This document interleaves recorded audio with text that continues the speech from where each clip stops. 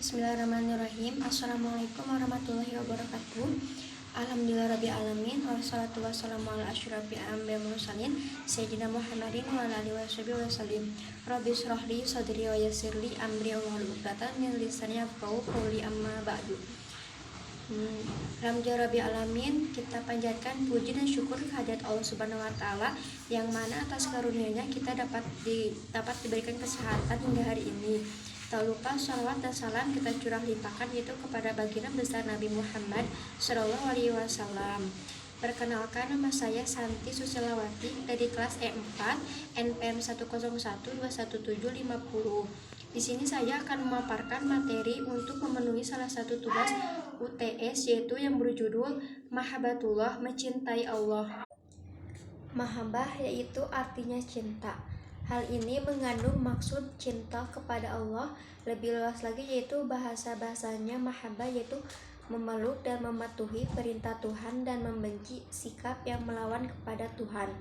Yang selanjutnya yaitu mahabbah berserah diri kepada Allah, dan yang arti lainnya yaitu mengosongkan perasaan di hati dari segala kecuali dari zat yang Menurut Imam Al-Ghazali, mahabbah merupakan aspek yang sangat penting dalam tarikat pemenuhan terhadap kecenderungan fitrah dan proses intuisi terhadap peteladanan atau sunnah Rasulullah SAW.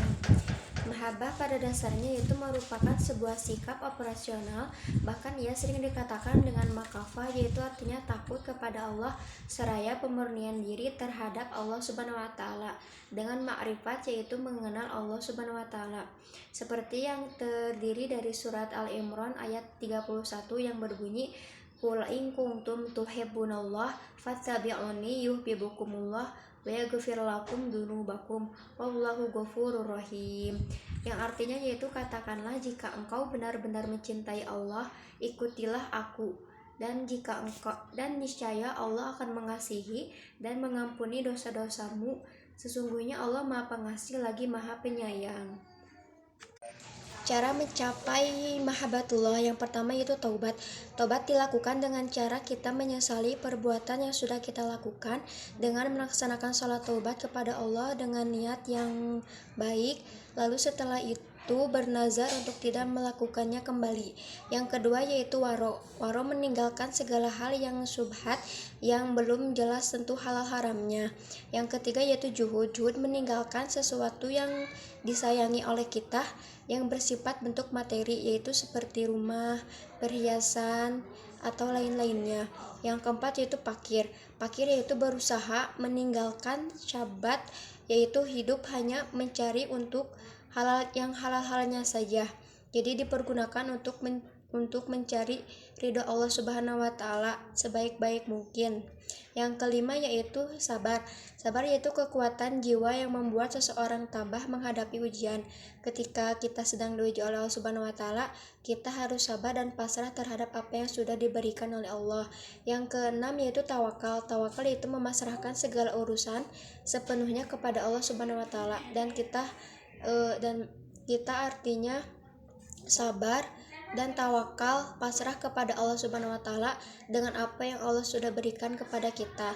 Yang ketujuh yaitu ridho. Ridho adalah ajaran untuk menanggapi dan mengubah segala bentuk penderitaan, yang artinya itu kita ridho, ikhlas, penuh hati dengan apa yang sudah Allah berikan, maupun itu ujian, musibah, ataupun apa saja.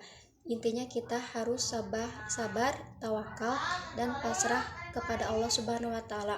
Insya Allah, niscaya Allah Maha Penolong lagi Maha Penyayang.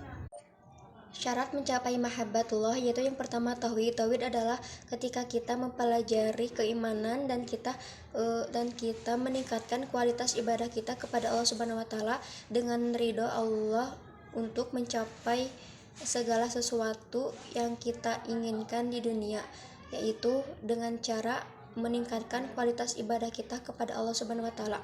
Yang kedua yaitu ittiba atau mengikuti Rasulullah sallallahu alaihi wasallam, seperti mengikuti sunnah-sunnahnya Rasulullah sallallahu alaihi wasallam. yang sudah diajarkan oleh kitab maupun Al-Quran. Yang ketiga yaitu ikhlas hati hanya kepada Allah Subhanahu wa Ta'ala. Artinya kita ikhlas dengan apapun yang terjadi kepada kita, maupun itu balai, maupun itu rezeki, ataupun apa saja. Yang intinya kita ikhlas sepenuh hati dengan lapang dada menerima apapun itu, asalkan itu datangnya dari Allah Subhanahu wa Ta'ala. Insya Allah maka hidup kita senantiasa akan berada pada lindungan Allah Subhanahu wa Ta'ala, asal dengan niat yakin dari diri kita sendiri, dan kita yakin bahwa Allah sesungguhnya Maha Pengasih lagi Maha Penyayang. Yang keempat yaitu yang terakhir, berakhlak dengan akhlak yang orang-orang yang cinta karena Allah Subhanahu wa Ta'ala, yaitu dengan cara kita bergabung di majelis dengan orang-orang soleh, atau kita mencintai orang-orang yang soleh dengan sebagaimana mestinya Rasulullah SAW yang mengikuti ajarannya. Jadi insya Allah jika kita bergabung atau kita mencintai orang yang dicintai oleh Allah Subhanahu wa Ta'ala, insya Allah hidup kita akan tenang maupun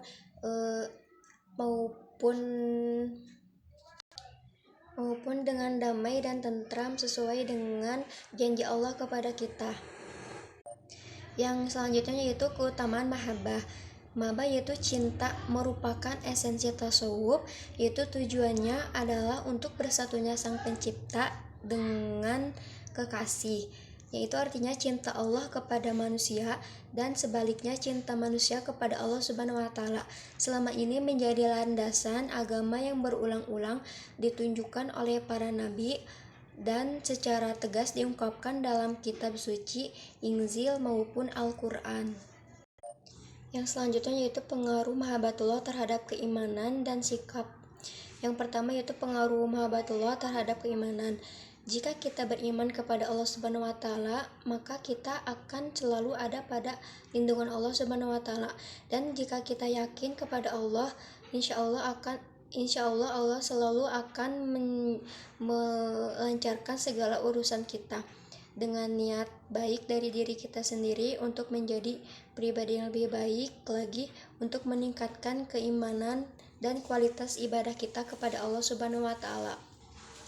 Seperti contoh dalam hidup saya yang nyata, yaitu ketika saya sedang ada di titik terendah, saya selalu ingat kepada Allah Subhanahu wa Ta'ala, dan saya selalu melibatkan Allah dalam hal apapun, yaitu melewati sholat 5 waktu. Saya yakin kepada Allah Subhanahu wa Ta'ala bahwasannya saya akan ditolong dalam hal apapun.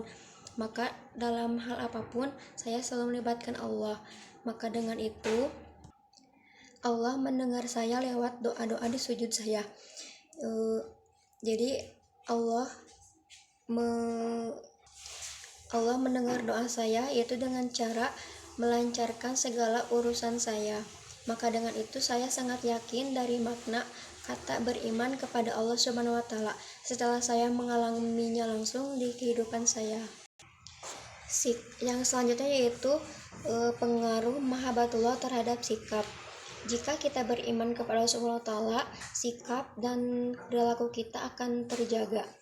Dengan kata lain, sikap kita akan selalu ada pada diri kita sendiri, yaitu dengan kita berbuat baik kepada orang lain, kita sadar atas perbuatan kita sendiri, dan kita menyadari kesalahan apapun itu dalam diri kita sendiri, serta berusaha terus-menerus untuk menjadi pribadi yang lebih baik lagi dan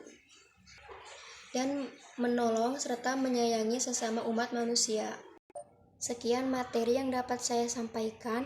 Mohon maaf bila ada kesalahan ataupun tidak dimengerti. Sekian dan terima kasih. Wassalamualaikum warahmatullahi wabarakatuh.